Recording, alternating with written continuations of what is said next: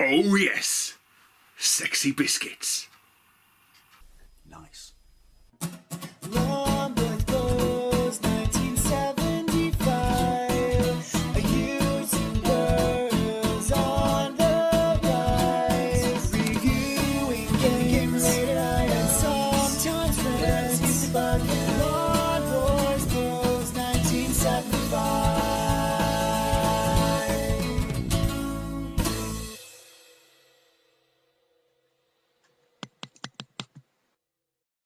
Hey YouTube, Long Boys Post 1975, and welcome to another nostalgic memories of video. You've read the title. In this video I would like to talk about the things we got given away with crisps back in the day. This is a video I should have made absolutely yonks ago, but it completely slipped my mind. I was going to make it as a follow-up video to, my nostalgic memories of toys you got in cereal packets, because both seem to be things that have completely disappeared from sort of modern life. Whether, as I mentioned with cereal, can't put stuff in the boxes because it's a choking habit or stuff like that, can't have too much stuff on the outside such as toys and that because, it's advertising unhealthy food, in attractive mannering or ways, I should say, in packaging to lure kids in to bend the ear of their parents and stuff like that. I don't honestly know, but I do know that I was surfing the web last night and I came across one of these promotions, or what they were giving away. So hopefully I can get pictures for most of these, I think. But yeah, and I thought, I totally forgot to do that video, and it's one I really wanted to do because it was such a massive deal for me as a child, and for my brothers as well, because obviously, well, I wouldn't say we went for a massive amount of crisps as kids, but we had packed lunches at school. It was far cheaper than, having to cook lunch. We're talking mainly at primary school for these things, although I will touch upon other ones a lot more recently that weren't as good. So it was cheaper for my mother to make, sandwiches, give us an apple, a bag of crisps, and fill like one of those old, I forget who it was. Do you remember the plastic lunch boxes? Mine had Snoopy on, and you got a thermos flask, but kind of a kiddie one. Yeah, put your lunch in that, and obviously cheaper just to give you like orange squash or something like that, if you've got 3 kids. Anyway, you don't need to know why I ate back in there, apart from the fact that it contained crisps, and therefore we could complete these mail-aways, because most of the time they were mail-aways. You never really got stuff in crisps as such, apart from Tazos, which I covered in my nostalgic memories of Tazos video, or Star Wars Tazos. But at Christmas this year, I'm going to start at the top and then go backwards, and then there were four main ones I want to talk about that I have such vivid memories of. And I really looked, and I still have one of these mail away toys. I cannot find it, but I still have it. And it's so frustrating. Anyway, right, so Christmas, Mariah Carey did this promotion with Walkers where, this is what modern ones are, they're so boring and tame, they're a thing of convenience, where you would buy crisps and she was on the front and you could win prizes and stuff like that. If you, particularly in multi-packs, there would be a code printed on the inside. Never be anything in the bags anymore, which is really, really disappointing. The one before this, the last big one Walkers did, was the same thing. Code, always a code, always online. Don't like that. It's boring. Or if you bought like a lunchbox bag, or what they call, grab pack, then there'd be a code printed on the inside of the packet, and you'd set up a login, stuff like that, and you'd enter these codes and you see if you won a prize. Didn't really care for Mariah Carey, and stuff like that. But I do remember one from sort of 2010, and it was to do with the weather. And basically, you would set yourself up a login, you would buy these bags of crisps, you would get these codes, and then you would go to the website, redeem the login, go into the login, redeem the code, and then the country would be divided into grids. And you would pick a grid on a certain specific day at a time of the day. And if it rained on that day, you would win a tenner, and they'd send you a check for a tenner. Unfortunately for Walkers, it was one of the wettest summers on offer, and they lost £1 million in prize money. Well, we won £1 million in prize money. That was their loss. I made 120 quid on it. I remember going to the bank with a wad of checks that came in the mail from Walkers, each for a tenner. Well, 12, and paying them in. And the bank teller, the lady there, she said the same thing, which, oh my God, this is all we've seen recently is Walker's checks. So yeah, that was a cool one. But again, it was not as exciting as getting something or winning something, or money specifically, because that was the last one they did before this, in the bag. Because Before that, and we're probably going to the late 90s at this point, there were ones in between, but that was the last one where you physically won money. You would win actual physical money. You would win a banknote that was £5, a 10, a 20, and in some £50 notes, folded up and stuck in a little bag, almost like the ones that contain salt. In Salt and Shaken, you have to add it. And one out of every certain number of these bags would contain money. Now that's cool. That is really cool. That is basically opening one of these, knowing that you at least got a £5 in a bag of crisps. That was absolutely fantastic. That was a great one. I only won about 50 quid on that. Then the one before that, which would have been early to mid 90s, was the Monopoly one. And this was cool as well, because it was physical stuff in the bag. I mean, the codes and stuff like that, it's still exciting to some degree, you know, winning and money and things like that. But it's online. Actually, to physically win a prize in a bag was really, really, really cool. So yeah, I'm just giving you kind of where crisps are at now, disappointingly, apart from this one. And it was Monopoly money, and it was the same thing. For each variation of banknote, there was a Monopoly. You get one of those folded up and stuffed in a little bag, and then put into, you know, random number of bags of crisps, and you would get it and you would send it to Walkers, and they'd send you real money back. I can't remember if it was a cheque or a note. They obviously cut the middleman out and just thought, hang on a minute, it's just a bit cheaper for us just to stick a real bloody banknote in it. Oh, and then there was one in 1999 where it was 3DOs by Doritos. And when I say 3DOs, they weren't like Torito models or Panasonic 3DOs. They were Doritos crisp tortilla, like blown up with air. So it was, you know, it was tortilla, but it was like hollow and like a, you know, like a bubble. And they were lush. And they did this thing for the Phantom Menace where you get a little scratch card and you scratch it off and you scratch a certain number off, and some people would win money, never won money, or you could win a Jar Jar Binks plastic head. Did they pick the wrong character? Oh man, with like one of those tongues you wash in soapy water and you go flip flip and stuff like that. Well, my mate Andy at the time, who was my flatmate, he had a big halogen light so he could do work on his car outside in front of his house when it was, you know, late at night, or, you know, like winter when it was early dark nights and stuff like that. And we worked out, because it wasn't real foil, it was that weird kind of black silvery tape they used to put over stuff. You just held it up in front of the halogen light. I mean, the back would start smoking, but you could physically see through the tape because the card was so thin, and scratch it off. And we must have mailed away before we gave up, because we had so many of them and no one liked Jar Jar and we couldn't give them away. But about 25 Jar Jar Bink plastic heads with the plastic tongue, or the rubbery tongue that you wash under soapy water. Think those spiders that used to fall down the window. So that's kind of recent years. It's not like this. I really can't recall. If anyone else has, please let me know. But I really can't recall any sort of mail-in offers. Maybe every now and then, like cereal boxes, some sort of collect a certain number of bags and you might get half price or 2 for 1 for a theme park or stuff like that. But woo. But ones I do remember for when I was a kid, when I was a lad, were Smiths were always brilliant for these. There were 4 in particular. The first one I want to talk about is Skips. Skips are still around. They're prawn cocktail flavour. There used to be loads of variations. They should bring back salt and vinegar. They were nuclear. Give you blisters at the side of your mouth if you ate more than 2 packs. Now, back in the late 80s, or mid to late 80s, I would say, probably around about 1985, 1986, their adverts consisted of a cartoon animated biker called Clumsy Colin. I'll show a picture when I try and find a picture of the product you could mail away for. He eventually got a computer game. I had it on ZX Spectrum. I still got it, and it was a budget game by Mastertronic, $1.99. Looked like Trash Man, but you rode around on a bike and you had to look. What would you have to look for? I don't know. Bags of crisps or something. I really can't remember. It was an alright game. It wasn't brilliant.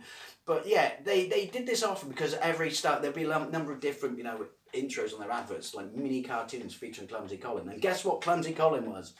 That's right. He was clumsy. Yeah. And so his prize you could save up for was a motorbike. Put the clumsy person on a motorbike. Oh well.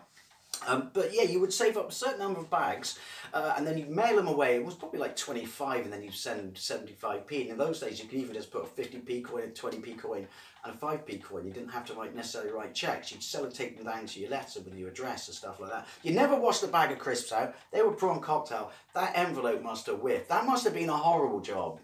You know, at KP headquarters, opening up all these envelopes with 25 bags of prawn cocktail crisps in it, you know, and yeah, they would send you. It didn't come in a box, but it was a little plastic bike with KP Skips on it, and it was a model of Clumsy Colin's bike. It was like that big. I wish I knew where mine was. I would show you it now. And it had the Skips logo on it. It was one of those ones where you revved it like that, and then you put it down and it would just go off, because I don't know what it is. It's not wind up, you know what I mean? It's got like an inertia motor in the back or something like that.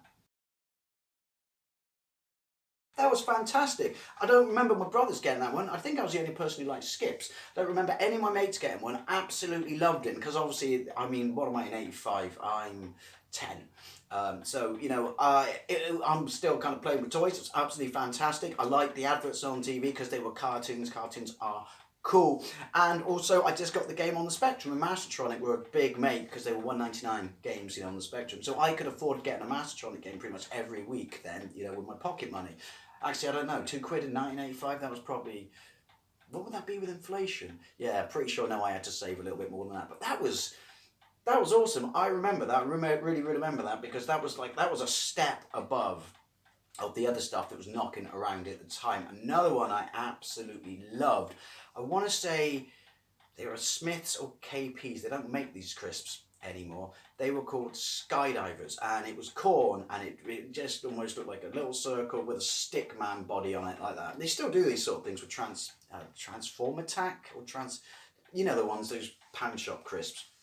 They don't look fuck all like the bloke or the thing they're supposed to be. They were called Skydivers. They made a crisp called Skydivers. Salt and vinegar, loved them. Again, say this is probably 1984. I don't know if I can find a picture of one, but I'll find you a picture of what they sent, because you still get them in pound shops.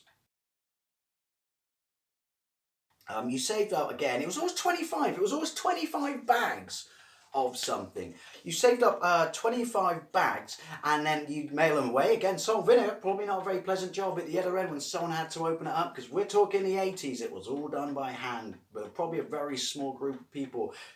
Their fingers must have stank, and they'd have kids spittle on and everything. But they would send you a plastic skydive. You know the ones when they're like that, and you've got a parachute on its back, and then you throw them as high as you can as a kid and go, hey, and it comes down once because the parachute will open, comes down really slowly, and then you can never fold it up properly again to get it to work again. But it was a skydiver. It was an amazingly cool thing. Never got mine though, did I? Oh, my brother got his, you know. Oh, I lost my 75p because it was my pocket money or my savings. Never got mine.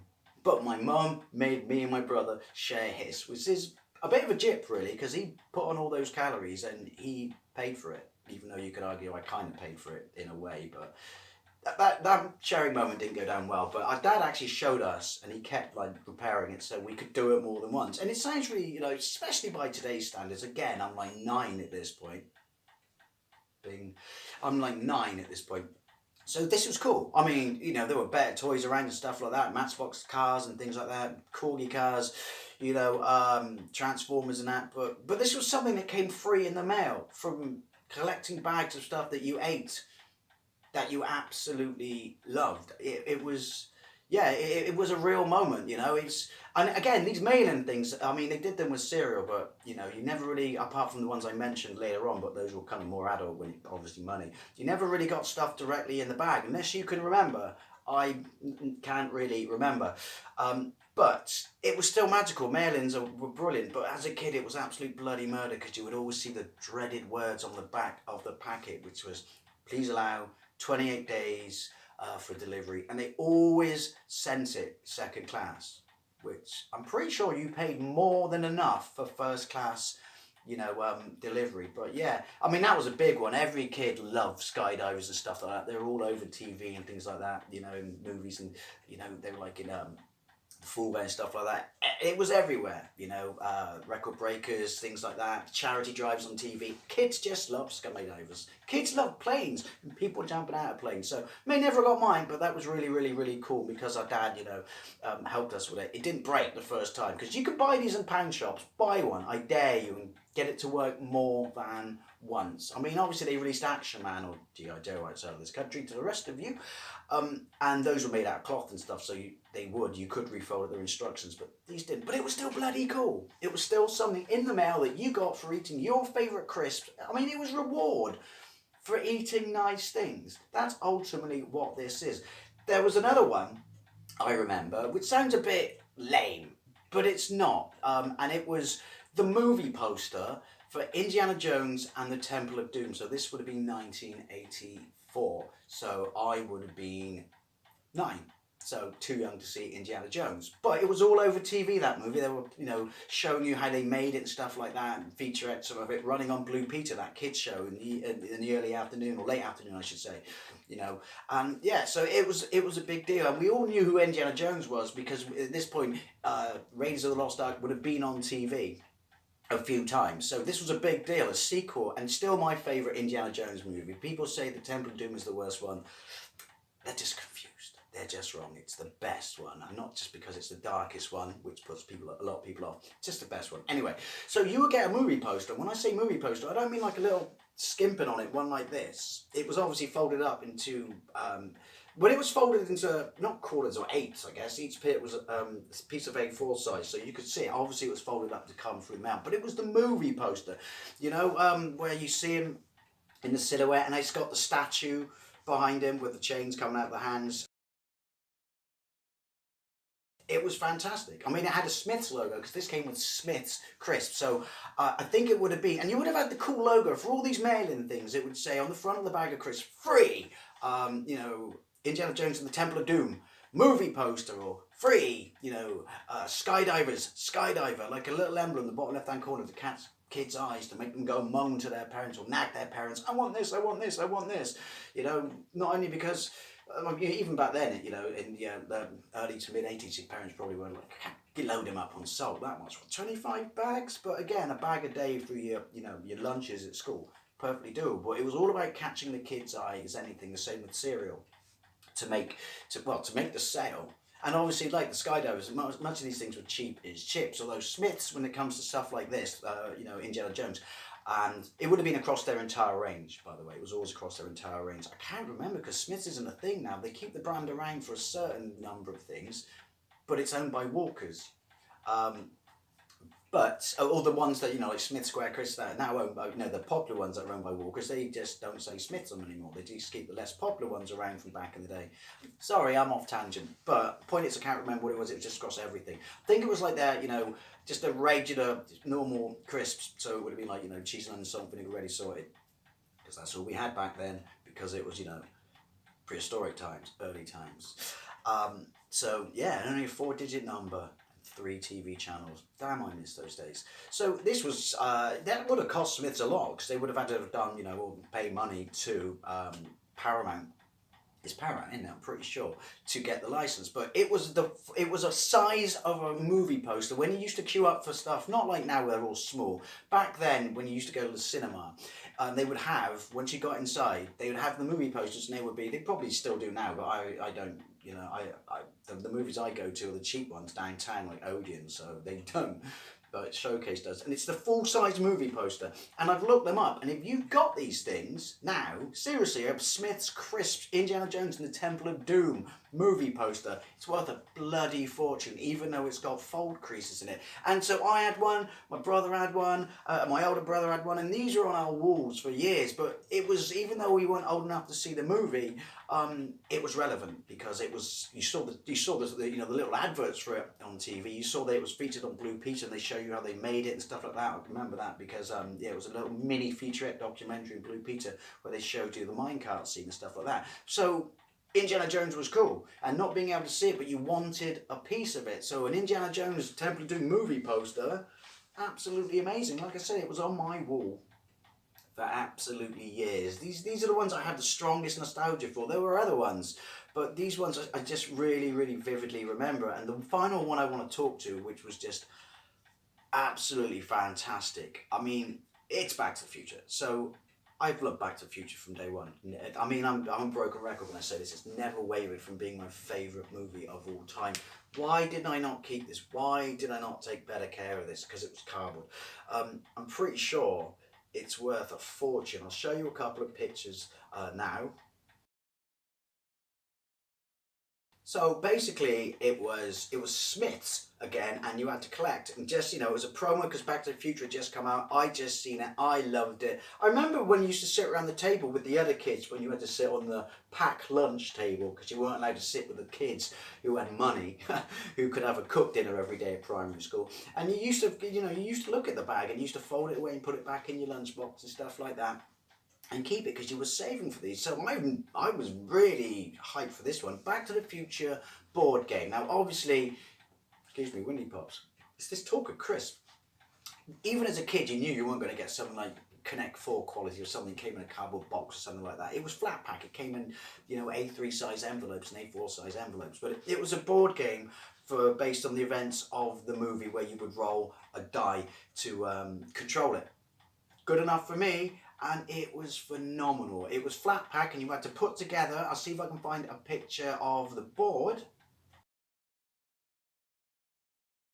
And then the cars, because it didn't come with playing pieces, which to me in hindsight, again, that was a bit poor, but these things were always 75p, round about the 84, 85, 86, mark of the year. They were always 75p, but you had to push them out, and then fold these little cars to have different colour DeLoreans to use as your piece to move around the board. Again, it was just rolling a die and moving these pieces around the board. But it was Back to the Future, and everything on the board equated to the movie. And it was a lot more fun than half the full-size proper board games where you had to roll a die and move pieces around were then. And being an absolute massive fan of Back to the Future, even then, falling in love with the movie from day one, this was phenomenal. I played it so much, absolutely loved it, sank so much of my life into it, playing with my brothers, simply because it was Back to the Future. We had a Spectrum at this point, but we didn't care. We still played board games. Board games were still special because they were more interactive than video games in the sense that there would be a group of you gathered around them, if that makes sense. And you'd be playing it, but there'd be more interaction with you and the others than there were when you were just two-playing a game and stuff like that. So it was a big deal. That is my favourite thing that's ever come in, not in a bag of crisps, but promo for crisps ever. I wish I still had it, and it's what I saw in lunch break when I was just looking around randomly in the interwebs, and I went, I remember that. Oh my god, I remember that. I remember saving up empty bags of crisps and folding them into a little quarter-sized pile and putting an elastic band around and popping them in an envelope. Sometimes they would make you include a stamped addressed envelope. So I think for the Indiana Jones poster, we actually had to include send it in an A4 sized envelope with another stamped addressed A4 sized envelope in it. So fuck knows what we were paying the 75p for, but I could be combining memories here. But yeah, these things are all fantastic. Those four are my favourites. Temple of Doom movie poster, amazing. Back to the Future board game, loose board game when you saw the pictures, still absolutely amazing. The Skip Spike was the highest quality, best one of these male things ever. And the skydivers, pound shot, throw in the air, skydiver. I walked into that one. Cheap as chips, but again, I never got mine. KP, I'm looking at you. But yeah, still just something amazing. When something's coming to you in the mail as a kid, it's absolutely fantastic. So that's just a few, and I wanted to give you a little bit of history for those who aren't in the United Kingdom, and to remind some of my mates who might be a little bit younger than me, like the money stuff and things like that, and the Phantom Menace. But we don't get any of this now. We get codes that you redeem on the internet, which you still win stuff, which, who doesn't like winning stuff, but still kind of, where's the excitement? Where's the excitement of pulling a tenner out of the bag of crisps? Where's the excitement of pulling money, a Monopoly money out? Or a little scratch card to win a 25 Jar Jar Binks heads? It's still kind of exciting, even though I cheated and we rigged it.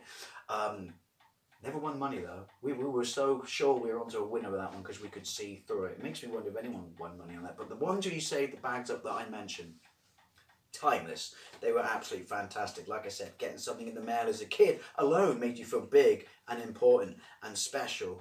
But getting something for free, even though you could argue it's not. Ignore your 75p you stamped addressed envelope, all the money you spent on, your parents spent on Chris, so it wasn't free. But you know what I mean. You didn't put two and two together when you were a kid. These were fantastic times. It's so sad, where this is now. Or would kids even do this now? Would kids even collect bags of crisps to send away for something? Or is it going to drag them away from all the games like Candy Crush and shit like that, God I'm old, on their tablets and their phones? No, but do you know what? I still say these are fantastic things and fantastic memories. And these are cool things. Whether kids would do it or not, I say that's their loss. And I fondly remember these things. And these are a few I wanted to talk about because getting stuff, gifts, or promotions from crisps was such a massive thing when I was a lad. As always, I'd absolutely love to know what you think. Do you remember this? Is it a bit before your time? What was the best one, you know, that I didn't mention that you ever got? I would love to know. And thank you very much for watching, and I'll see you later.